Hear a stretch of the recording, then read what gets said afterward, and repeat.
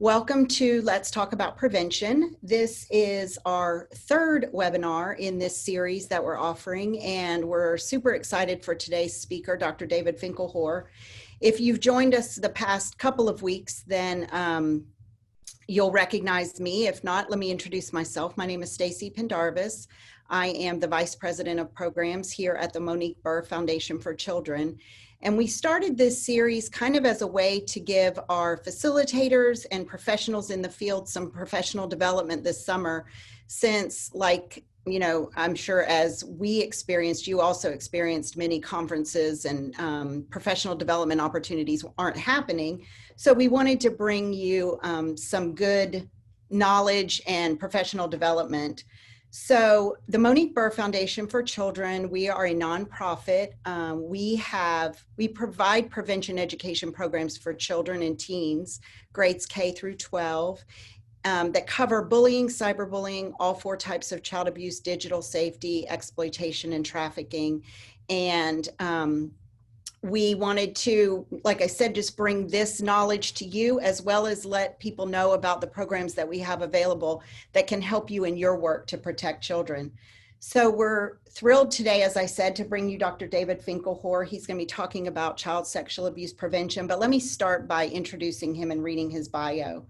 Dr. David Finkelhor is the director of the Crimes Against Children Research Center and co-director of the Family Research Laboratory and a professor of sociology at the University of New Hampshire. He has been studying the problems of child victimization, child maltreatment, and family violence since 1977. He is well known for his conceptual and empirical work on the problem of child sexual abuse, reflected in publications such as the Sourcebook on Child Sexual Abuse and Nursery Crimes. He has also written about child homicide, missing and abducted children, children exposed to domestic and peer violence, and other forms of family violence. In his recent work, he has tried to unify and integrate knowledge about all the diverse forms of child victimization in a field he has termed developmental victimology. He is editor and author of 11 books and over 150 journal articles and book chapters. He has received grants from the National Institute of Mental Health, the National Center on Child Abuse and Neglect, and the U.S. Department of Justice, and a variety of other sources. In 1994, he was given the Distinguished Child Abuse Professional Award by the American Professional Society on the Abuse of Children, and in 2004, he was given the Significant Achievement Award from the Association for the Treatment of Sexual Abusers. The MBF team first met David Finkelhor in 2015 when we reached out to him after reading an article about the effectiveness of child-focused prevention programs and asked if he would like to review our program, and he responded yes.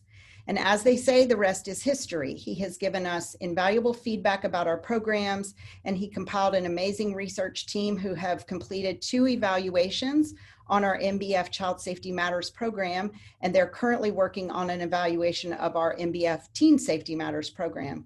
So we are grateful for our relationship with Dr. Finkelhor and for his support of our work, and we're thankful for him for being here today. So with that, I will say thank you, Dr. Finkelhor. We're all looking forward to learning more about sexual abuse prevention strategies, and you can take over the screen share and start your presentation. Thanks. Great. So I'm coming to you from my living room in scenic Scarborough, Maine, which is on the Maine coast. I hope we're having to adapt here, like everyone else, to these strange and challenging circumstances that the world is in right now. I hope you are finding some adaptations that are at least expanding your horizons and serving as some silver linings to all that we're going through, like learning how to cut your own hair or how to reprogram your router. I do kind of like the possibility of coming to people directly in their homes, their kitchens, their bedrooms, their dining rooms, or their closets, and not having to look out over a sea of people in a hotel ballroom. Feels to me like it's a more person-to-person kind of connection, even though I can't really see all of you. I'm going to be talking today about the prevention of sexual abuse And I'm going to be sharing my PowerPoint with you right now. There we go. I'm hoping that that's visible to everybody now. My presentation has three main sections to it. I'm first going to talk a little bit about sexual abuse itself and its varieties and why it's a complex problem when it comes to thinking about prevention. I'm going to present a model that I think is useful in helping us to visualize the different places where prevention can actually be applied. And then I'm going to talk about some of the different prevention strategies. I'll skip to the moral or the punchline of this presentation. I'm a very big enthusiast for comprehensive school-based prevention education. I think it's one of the best tools that we have. It has lots of evidence that it's likely to be successful. So although there are many things that we can do, and I'll go through them, that's the one that I think deserves our priority attention. So I will be talking about that maybe to a greater extent than I talk about a number of other strategies. So sexual abuse is a complicated problem, and unfortunately, we have stereotypes about child molesters or sexual abusers or sexual abuse. They don't really cover all the range of things that children are actually experiencing under that rubric. And I think it's really important for people to keep this diversity in mind. So this is the typology that I like to use that gives people some sense of the variety. So we have intrafamilial sexual abuse, fathers, stepfathers, grandfathers, uncles, people within the family who sexually exploit their own children.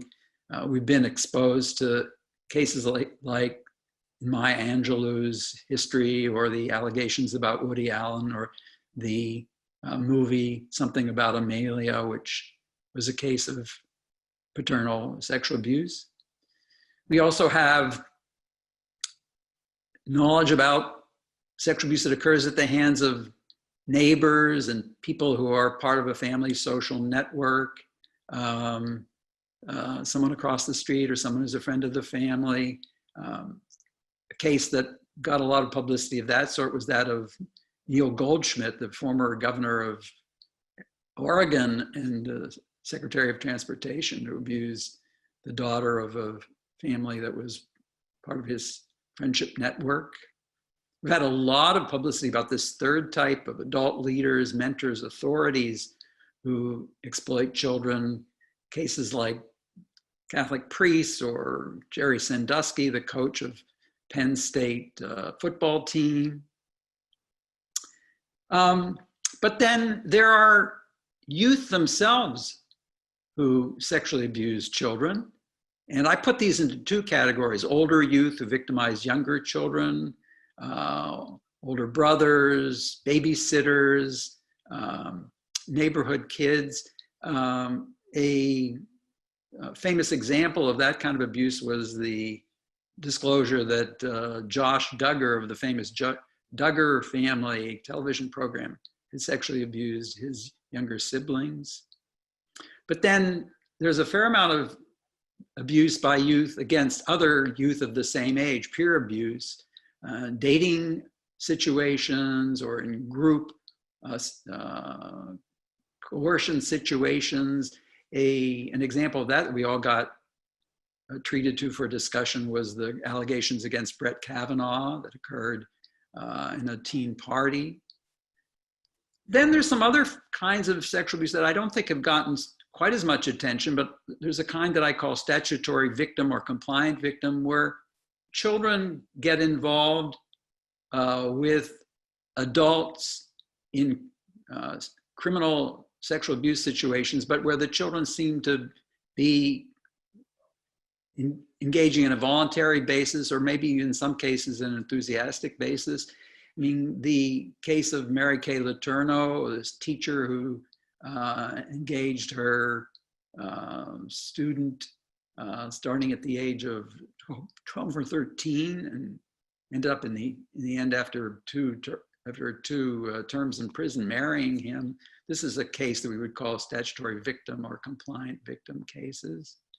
Then we have commercial sexual exploitation, where young people get involved in relationships with adults where they are paid for sexual behavior. Some of these they engage in on an independent basis. Some of them involve a pimp or a facilitator.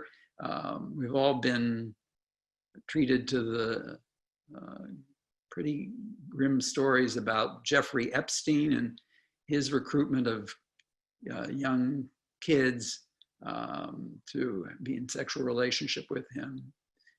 And then recently we've been hearing a lot about internet-mediated sexual abuse, and there's quite a variety there. I don't think there's a known case that has received the kind of notoriety that some of the other cases that I talked about, but these involve both strangers and people that kids know who end up grooming them online. So this is just to give you a sense of the diverse situations and dynamics that involve sex crimes against children, and that we need to think about when we're thinking about prevention.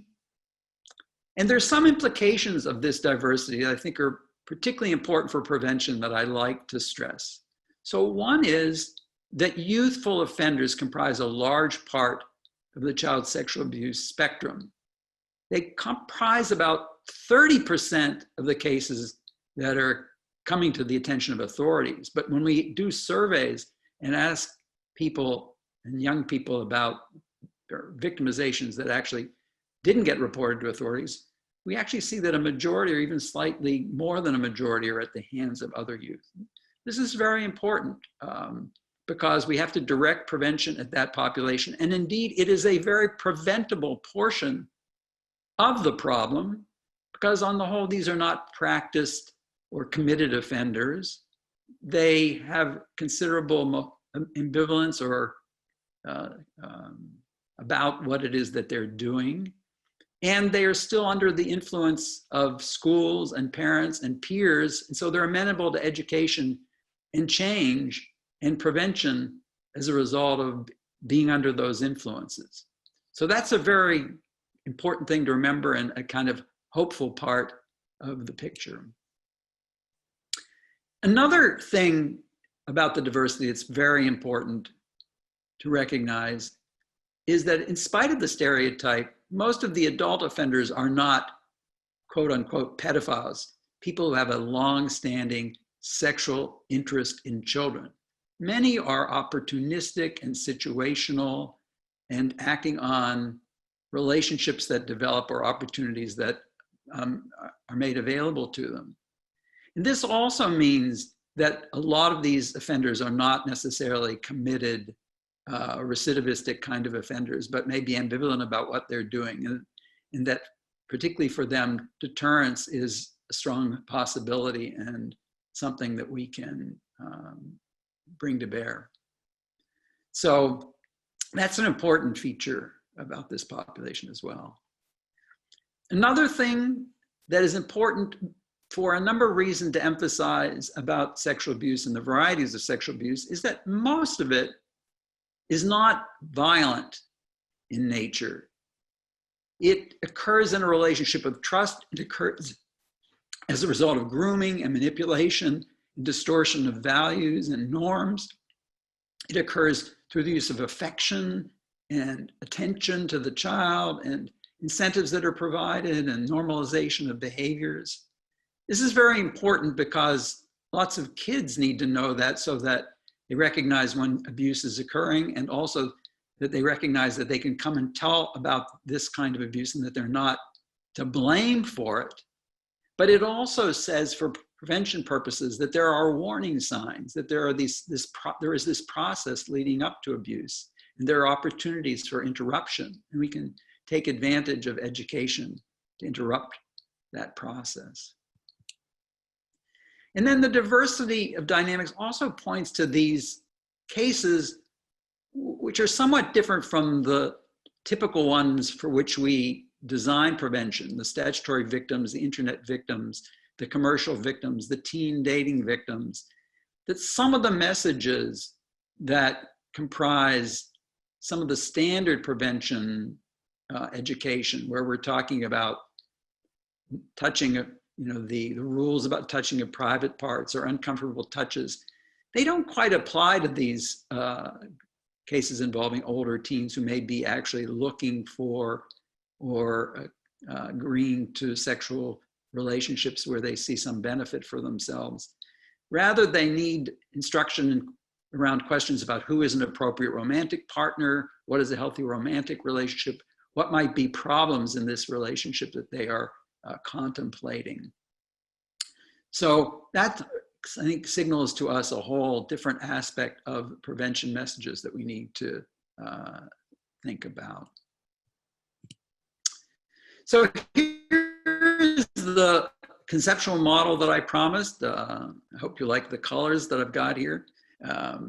This may look a little bit complicated, but it's basically trying to say that there are 4 kinds of things that contribute to a child becoming a victim of sexual abuse. And each one of these provides us opportunities for prevention. So there is the development of the motivation to sexually abuse in an offender. And this differs for different offenders and is complicated. I won't go into a lot of detail about it, but there are ways of reducing those motivations to sexually abuse, such as by providing good sex education and nurturance and reducing the likelihood that kids overall will be sexually abused themselves and be looking for kind of solutions to the pain and trauma that those kinds of experiences caused. But then, even among people who have some inclination to or motivation to sexual abuse, a lot of them do not, because they're stopped by internal inhibitors. They're stopped by moral scruples, knowledge that this is wrong, fear of getting caught, concern that it might harm somebody. So those internal inhibitors are very powerful prevention forces. Then beyond that, there are what we call external inhibitors. There are the protections that are present in the environment of children. These are particularly the adults and friends and other people who are on the lookout for them and provide a kind of web of interference from somebody who would sexually abuse the child.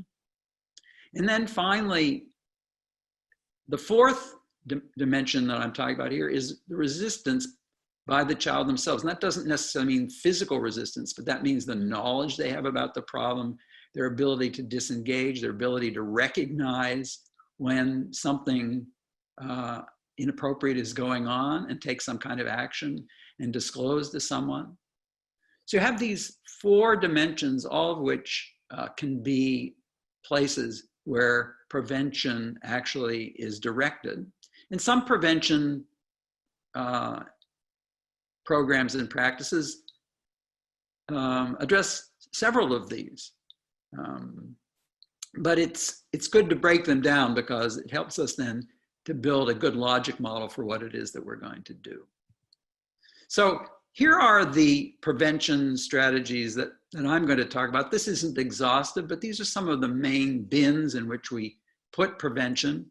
And let me just give you some background on each one of these and tell you a little bit about what components they have and what the logic model is for each of them. So, but I'm going to start by talking about school-based education, which is the one that for me, I think has the most importance.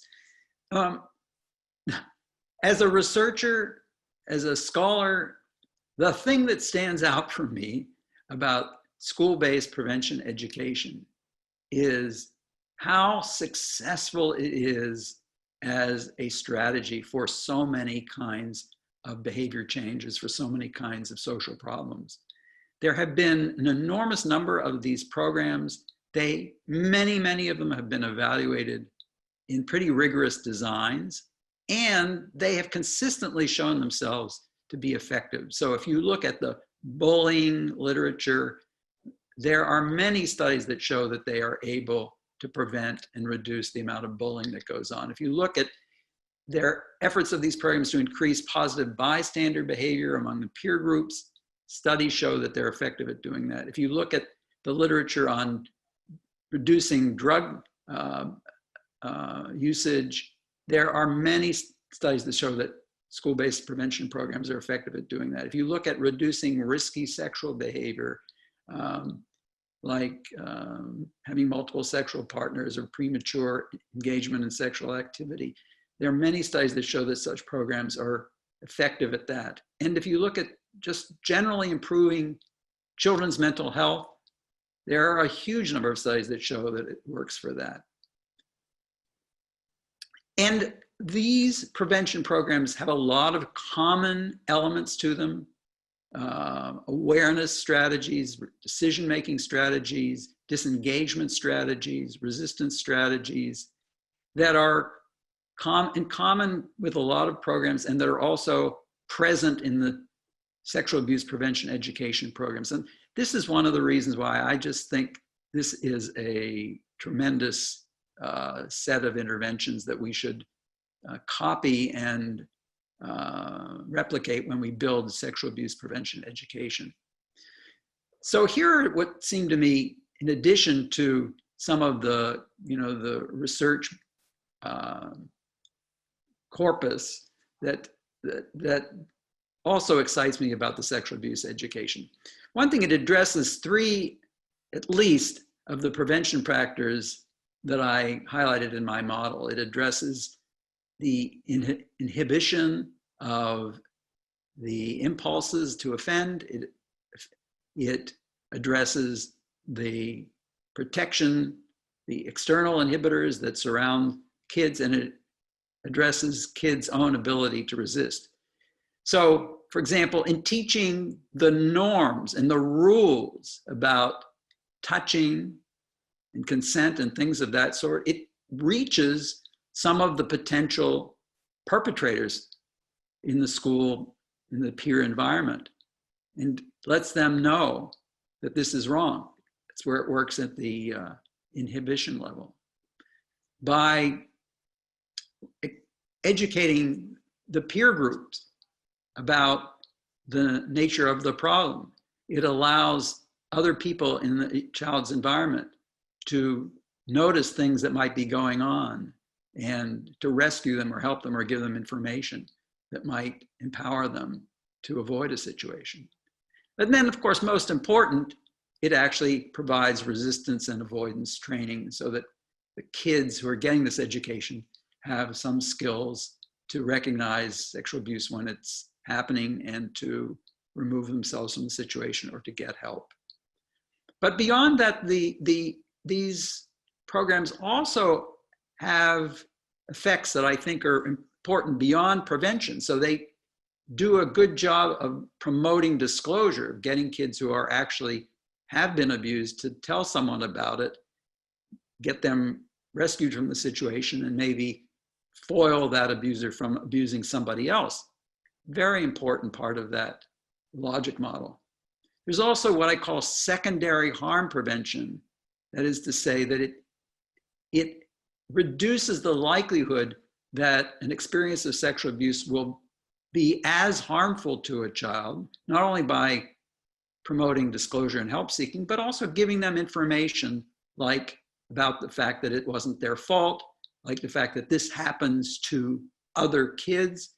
And so there's a reduction in stigma, there's a reduction in self-blame about these experiences that are also very positive and aren't a direct prevention, but they are prevention of other kinds of resulting harms.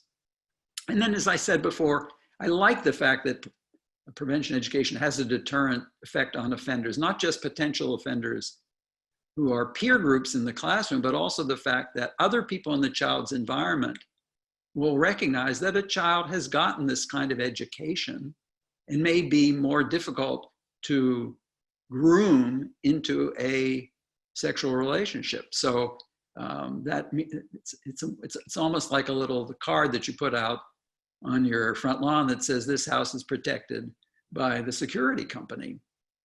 There's knowledge about children receiving this information that deters offenders' behavior. Now, it's not without criticism, and I do think it's important to address a couple of critiques that I sometimes hear about school-based prevention education. One is the idea that, you know, how can we expect a small child to resist a motivated offender? And I mean, it is true that there are undoubtedly situations where the knowledge and the resistance skills are not going to be adequate. But as I said earlier, not all offenders are strongly motivated and persistent. Many of them are ambivalent about what they're doing or are looking for children who are particularly vulnerable. And the fact that they have gotten training and education and knowledge and some awareness may make them seem like less attractive victims from the offender's point of view. Another critique that I hear from people about school-based prevention education is that it's morally wrong to put responsibility on a child to solve this problem or prevent this problem. And while I agree that it's morally wrong to put exclusive responsibility on a child to do that, I don't think that anybody would deny the idea that providing children with useful information about how to stay safe is something that's morally problematic. I like to give the example of, you know, bicycle helmets. I mean, we're putting responsibility on kids to some extent. It would be better just to tell all drivers, you know, to watch out for kids and be careful. But we know that a helmet helps kids stay safe. And so we encourage them to be responsible to wear their helmets. And I think that kids, if given the choice, do you want to have information that would help you protect yourself from harm? We're going to say, yeah, please give it to us. And then finally, I somewhat address this, but you know, people do complain that we don't have evidence yet, I would say. We don't have evidence that it prevents child sexual abuse. And that is true in part because this is a challenging research task. It's not as though we've done studies and it's proven that it doesn't prevent sexual abuse. It's that we haven't really yet been able to do the studies that involve the large number of kids and the systematic application of these programs that would allow us to test that. But there has been a considerable amount of research on these programs, and they are encouraging. They certainly have shown that children learn the concepts, that children acquire the skills, that the learning is sustained, that disclosures do occur. And I do think, as I said before, that the larger body of research on these school-based prevention education programs do strongly suggest that the kinds of skills and the kinds of modalities that are being used in these programs are effective in prevention education in general. So what does comprehensive sexual abuse prevention education look like? Well, we're beginning to have some notions about this, and more programs are thinking about, you know, starting early and continuing throughout a child's educational career. But I think we're still developing and refining all the concepts in this. I think we can distinguish between those kinds of messages that we give to the younger kids and those we give to older kids. In younger kids, of course, the messages need to be simplified, simple rules about touching and appropriate touching, having names for private parts so that children can talk about them with parents if they need to, or others if they need to get help. Discussing who some of the possible people who might do inappropriate touching are, so that you know, the idea, which is prominent in families and just in the culture at large, that all the dangers are from people we don't know. That's not true. Families and acquaintances are the people who are the most risky, and so alerting kids to that possibility. And then to having some general skills at help seeking and deflecting or escaping from physical and verbal bullying is very important, because some of the sexual abuse occurs in the context of that kind of peer-on-peer exploitation. But then when kids get older, and I'm not exactly sure entirely where the grade demarcation is, but I think starting in 4th grade, kids begin to benefit from and have a need for a much more comprehensive picture about the whole sexual abuse situation, the different forms that it takes. But I think it needs to be grounded in sex education, which is something that is difficult for some school systems, unfortunately. It needs to be grounded in more information about what grooming looks like and the kinds of overtures, the request to talk about sexual things, the touching that begins to make incursions on private parts of the body. But then also discussions about what are appropriate romantic relationships and which are inappropriate romantic and sexual relationships. Discussions about what's entailed in consent when people are being intimate with one another. Discussions about what sexual harassment is and how words can be used to abuse somebody in a sexual way if they refer to their sexual parts or make allusions about their sexual identities or sexual experiences. Then, because there's a lot of activity these days, and sexuality is being expressed in terms of people making images and sharing images. We need to have skills for kids who, starting at age 12, 13, 14, begin to think about such images, what's going on there, and having them make good decisions and manage those things if they have images that have a kind of intimate nature to them. We have to talk to them about disengagement skills, about how they can get out of situations where they see some of these sexual encroachments or inappropriate things happening. This is oftentimes a place they get stuck, being afraid of alienating someone, being afraid of being strong, getting them to practice those skills. We need to give them more information about why they aren't to blame for these situations, why they're not going to be held responsible for them. And then again, also putting this in the context of physical, verbal bullying and help seeking. So that gives you some of the themes that I think are important. And the Monique Burr Foundation has lots more information for you about those kinds of things. We do know that sexual abuse prevention education is more effective when it involves multiple lessons, multiple modalities. So, teachers giving talks, watching movies, doing peer-to-peer exercises around this, artwork, having graphics posted around the school. The more modalities that kids learn about these topics, the more likely they are to stick. They need to have opportunities to practice skills. They need to have introductions to this material by well-trained facilitators. And there also needs to be an underlying foundation for these programs in socio-emotional skills, learning empathy, emotion regulation, conflict management, bystander mobilization that are common to almost all these prevention education programs. So that's what I'm going to talk about for comprehensive prevention education. We can, if you have more questions, we can go back to that. Just want to talk about a few other prevention avenues here. Parent education is very important. Some of the school-based prevention programs like Child Safety Matters have a component of this sort.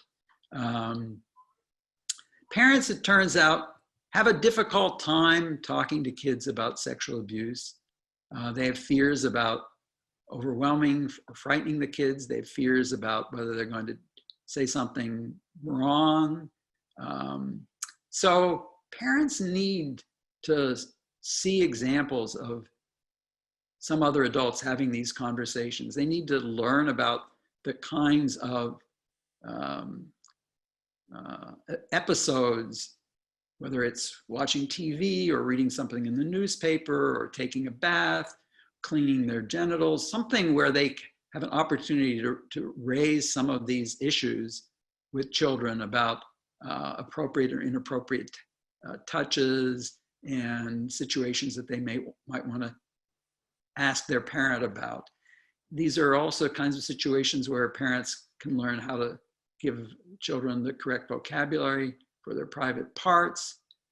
They need to maybe begin to get some knowledge about how to engage in sex education and open dialogues with older kids. They need to understand some of the situations where grooming can happen and what that looks like.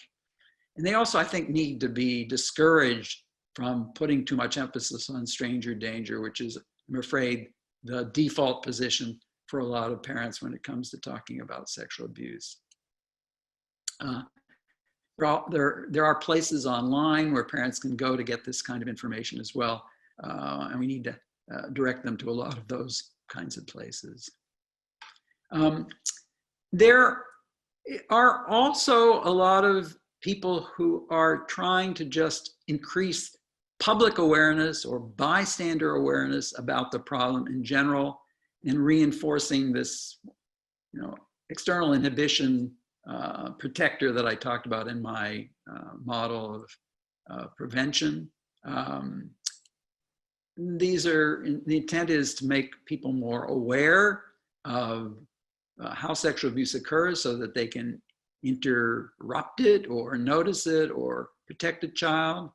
It also is providing information to the public at large that everybody's on the lookout for this, and so will deter offenders from considering engaging in the behavior. It also puts people on notice that they may need to have a conversation with a child about some situation that's occurred to them, so that they need to be people who can be sympathetic and supportive listeners and recipients of information from a child about this. And they also need to get the message that this happens to a lot of kids, that it's not their fault, that they're not going to react to it by blaming a child, that they're not going to add to the burden of a child by treating them with some stigma as a result of finding out that this is something that happened to them.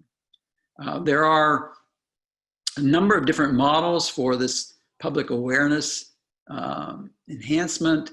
There are people who put together advertisements that appear in various visual media or parent or bystander information in various websites or magazines. There are adult training programs where someone can go and get considerably more information about the problem and become an actual steward of children. This is the Darkness to Light program, for example. There are helplines where people can call and get information about concerns that they have and get educated about specific situations where they might think that they need to take some kind of action. These are all components of prevention that I think I would put in this category of public awareness models. Then there are big efforts these days to do protection in youth-serving organizations, in schools, in scouting, in sports organizations, in church groups. It's not that sexual abuse is so common in those situations, but it is one of the places where it occurs. And it is a situation where a lot more can be done to create safety for young people, and where we have leaders who are motivated to do something and to take advantage of an opportunity that they have. There are programs, like there's a model that is available from the Center for Disease Control, the CDC, but other models for this that involve components like learning how to screen employees and volunteers, setting up standards for adults and youth and how they interact in an organization, like the Boy Scouts, Two Deep leadership model. There are ways of doing environmental analyses to see where in organizations there are maybe risky environments, like group showering or overnighting, that where particular prevention where the particular prevention needs to be directed. There is skills that everybody in the organization needs to get. I call it mentoring management, to learn how to short circuit their own impulses towards children when they arise. There is education that needs to happen in those organizations for youth and parents of the sort that I was talking about that schools are providing, and promoting disclosure by everybody connected to the organization so that violations of the standards or suspect situations get brought to attention so that they can be interrupted. So there are a lot of organizations that are going through these kinds of programs, implementations.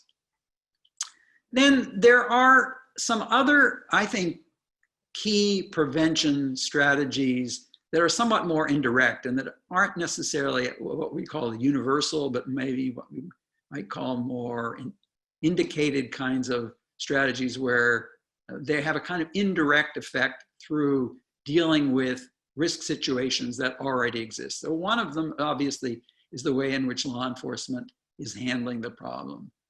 So mostly law enforcement is dealing with situations where abuse has already occurred. They're conducting investigations, engaging in prosecutions.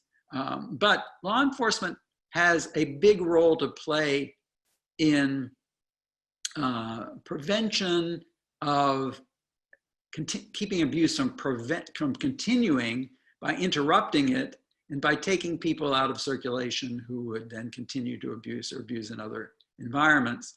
And they can strongly improve their ability to be receptive supporters to this process and be people who get disclosures and are seen by parents and victims as places that can be helpful rather than harmful, when they have sensitivity to victims, when they have good supportive interviewing skills, when they're able to protect victims and family confidentiality, when they have a reputation of maintaining relationships to victims and families and providing them support throughout the process. And they need to be able to effectively publicize their work and their sensitivity to the problem.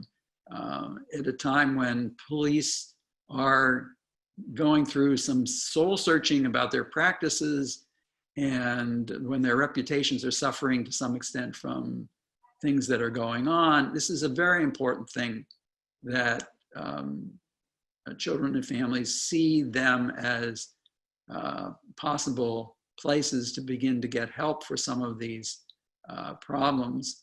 And certainly the Children's Advocacy Center and the model of collaborative addressing of this problem by police and mental health and child protection and medical authorities is a very important model for providing this kind of secondary prevention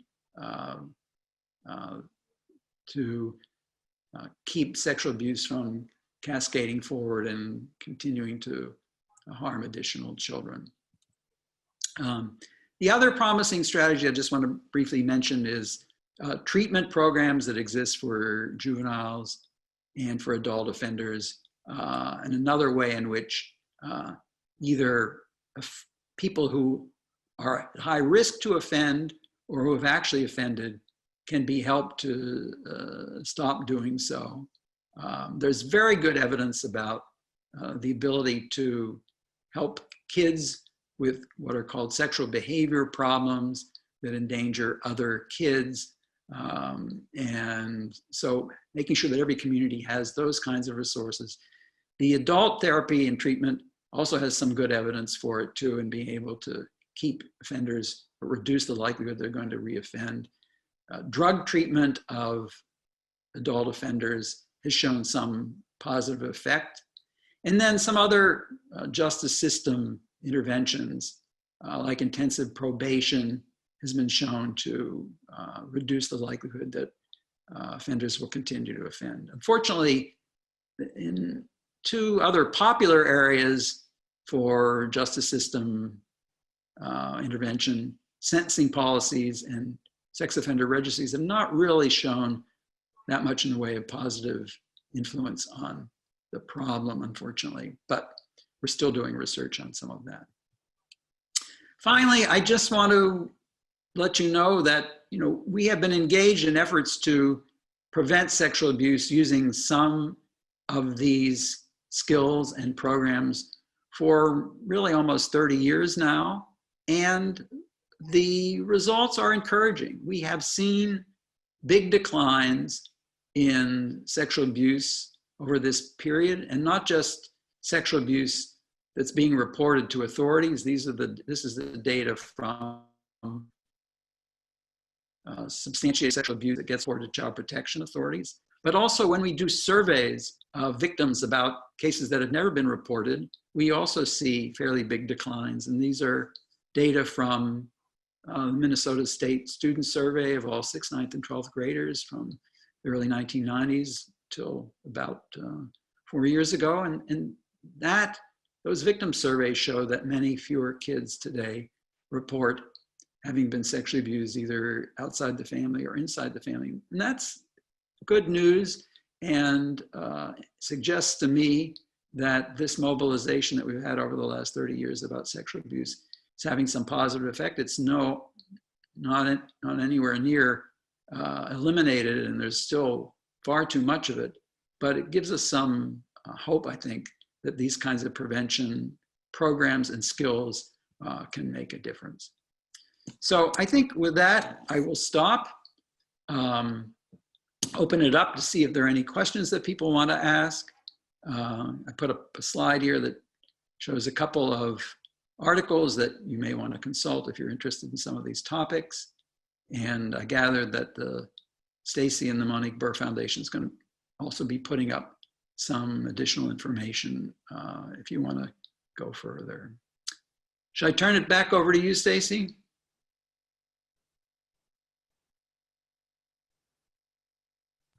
Okay, there we go.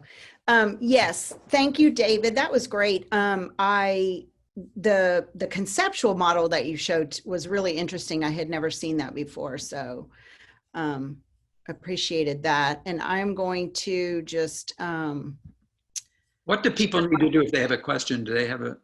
So we have been collecting questions. So I'm going to ask you a few questions and then just let you answer them. All right. And just want to let everybody know we have. We have maybe 5 or 10 more minutes, but if we don't get to your question, Dr. Finkelhor has graciously allowed us to post his email, so we'll share that, and then you can email him any specific questions directly. But so you just showed us kind of the trends of sexual abuse. And I know that, all of us have heard numbers like 1 in 4 girls, 1 in 6 boys, or 1 in 10 children will experience sexual abuse before they're 18. How common really is sexual abuse in children?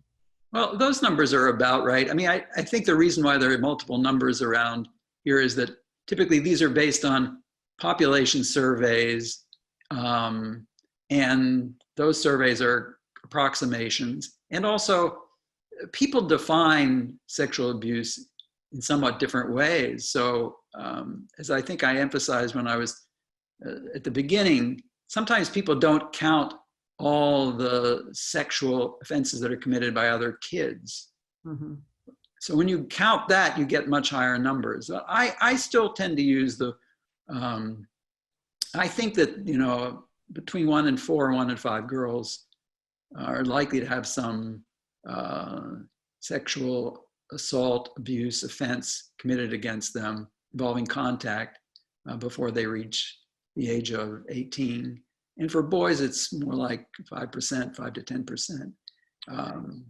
But in any case, I don't think the exact numbers there are so important as just the point that it's pretty widespread. And in a classroom of kids, there are going to be kids who've been victimized or who will be victimized. And so all of this stuff is very relevant. So is there anything that you can share with us about the risk of sexual abuse as it pertains to culture, gender, race, sexual orientation, different demographics? Well, there are some things that put kids at greater risk of sexual abuse. Um, but it's pretty widespread even beyond those categories. So I don't think you should think these are where it is heavily concentrated. But certainly the two things that I point out are kids whose families are disrupted or in some kind of other chaotic situation that interferes with the ability of the family to be good supervisors and good protectors of children. Kids who are out of the family or where there's a lot of conflict or divorce or a conflictual relationship between the parents, or where the kids are having to move around a lot.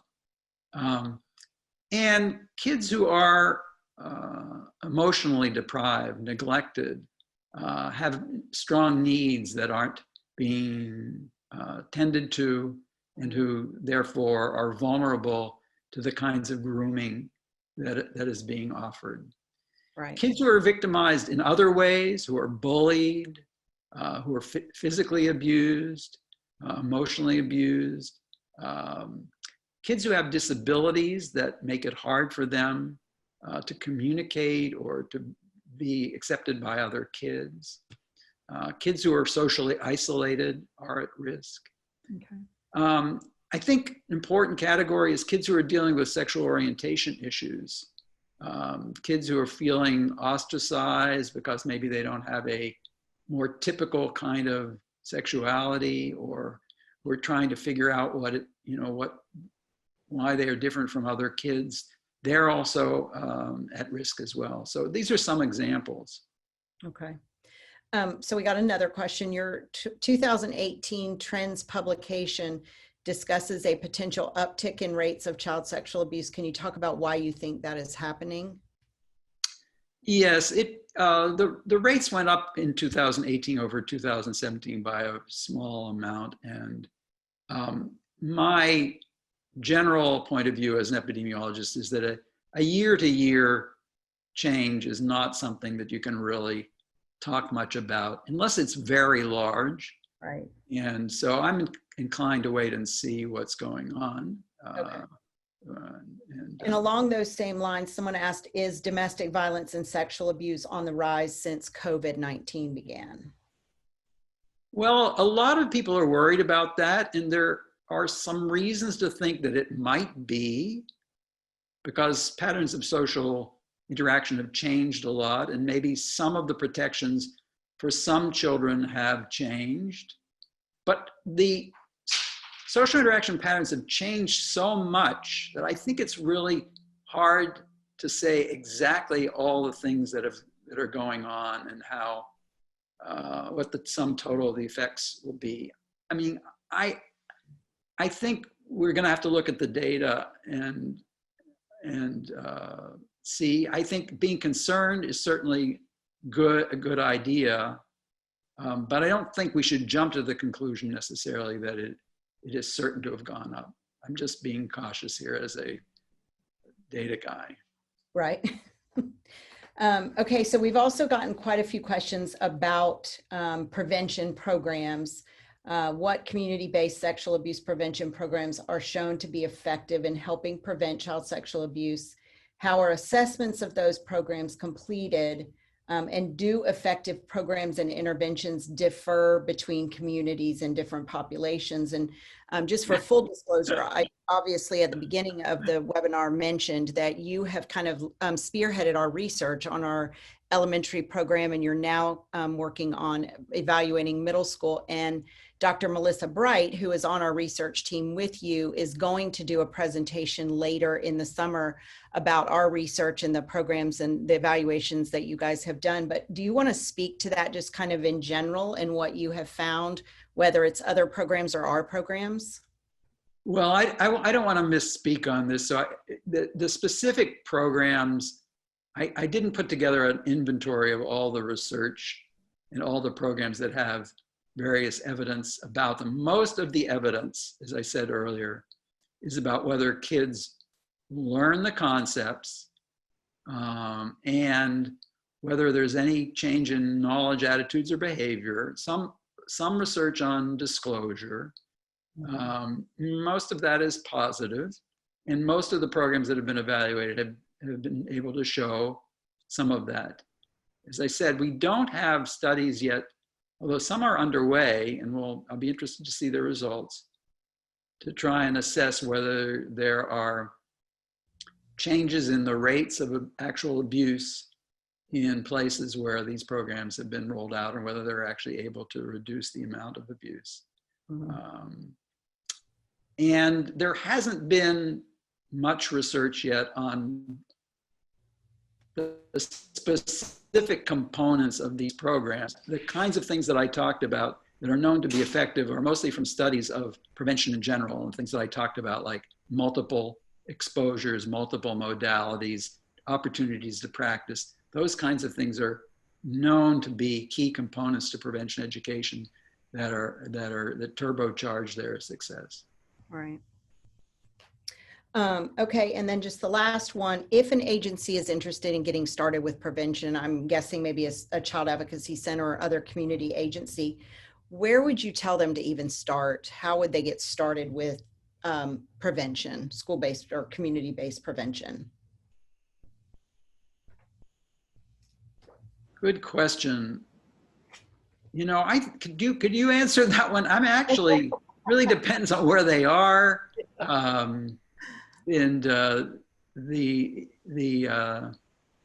There are some repositories of programs, but I don't know how completely updated they are and how good they are for helping people to know what's in their locality. Do you have any suggestions on that? You know, it's interesting because we always talk about this when we talk about our programs, that, you know, everyone is looking for an evidence-based program. I mean, some legislation that gets passed has the term evidence-based in it, and it's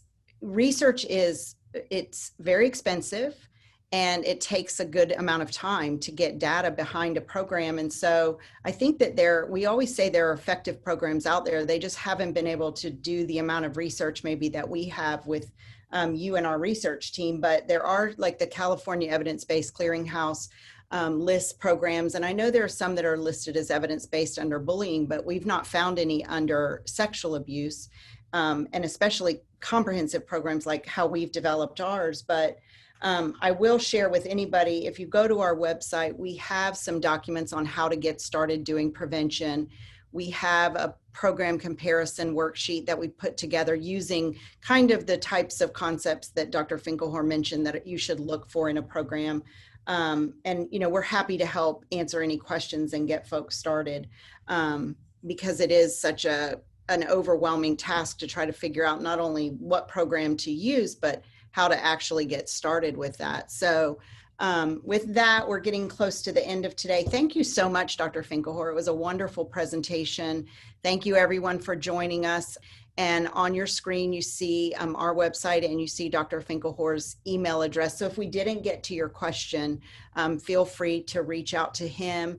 And then I just want to share, we're going to continue our series with Dr. Michelle Borba, and you don't want to miss her. She's a super wonderful storyteller and talks a lot about empathy and resilience. And she's going to touch on, you know, where do we go with coming back from COVID and helping kids be resilient, and talk about that. So if you haven't registered for her webinar, make sure you do that. And thank you, everyone, again for joining us. Thank you, Dr. Finkelhor. You know, we look forward to continuing our ongoing relationship with you and our research, and appreciate you being here today.